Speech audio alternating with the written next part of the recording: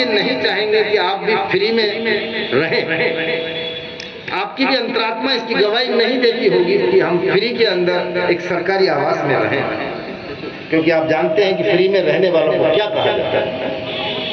मुझे आप पर पूरा भरोसा है कि आप ऐसा नहीं चाहेंगे, और मैं प्रयास कर रहा हूं कि एक बार पुनः एक स्कीम लेकर आई जाए। मैं उसके लिए प्रयास रखूंगा।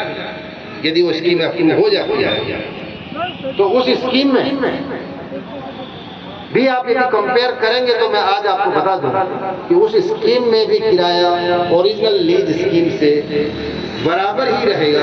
कोई थोड़ा बहुत मामूली फेरबदल हो सकता है, हल्का सा, जो कि नहीं के बराबर है।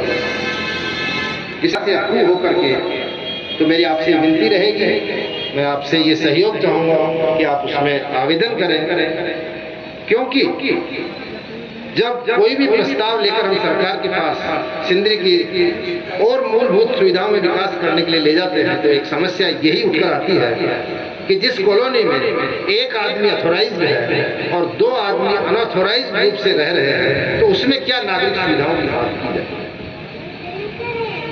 ये आप इस बात को यदि आप सोचेंगे जरा ध्यान से तो समझ में आ जाएगी कि ये सरकार के लिए संभव नहीं है कि अनऑथोराइज्ड रूप से रह रहे लोगों के लिए हम और सारी सुविधाएं भी यहाँ पर प्रदान करें, और उसके चलते जो अथॉराइज्ड रूप से रह रहे हैं लोग उनको भी परेशानी हो।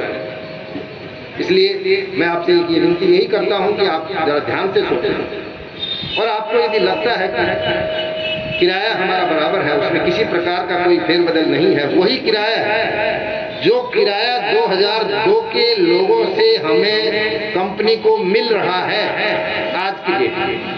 2002 में जो स्कीम ओरिजिनल स्कीम थी और जिसके हिसाब से हम जो किराया ले रहे हैं, जितना पैसा FCI को मिल रहा है, उससे कोई अंतर किसी प्रकार का मामूली फेरबदल हो सकता है जिसको हम स्लाइटली नेग्लिजिबल कह सकते हैं। तो उस पर आप सावधानी से सोचें, विचार करें और इसमें आगे आए, क्योंकि तभी बाकी शारीरिक और सुविधाएं भी इस सिंदरी के लिए हम दे सकते हैं और आगे विकास कर सकते हैं, जो आपके अच्छे जीवन के लिए आवश्यक भी है और निहायत जरूरी है। तो इसमें आप जरूर सहयोग करेंगे। आज एक पुनः मैं आपको बताना चाहता हूँ, मुझे हर्ष हो रहा है कि भगवान बिरसा मुंडा की 150वीं जयंती मना रहे हैं।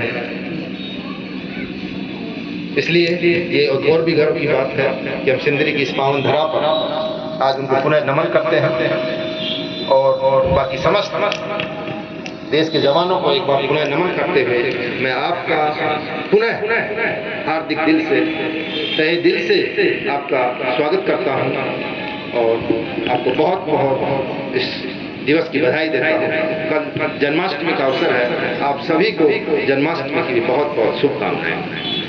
जय हिंद, जय भारत माता की, भारत माता की जय, भारत माता की जय, वंदे वंदे वंदे। स्पर्श के लिए अनुमति के लिए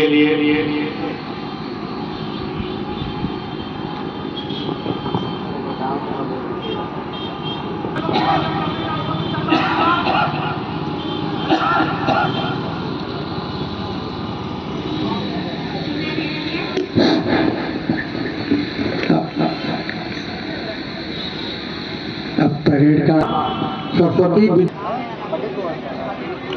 विद्या निकेतन, सरस्वती विद्या निकेतन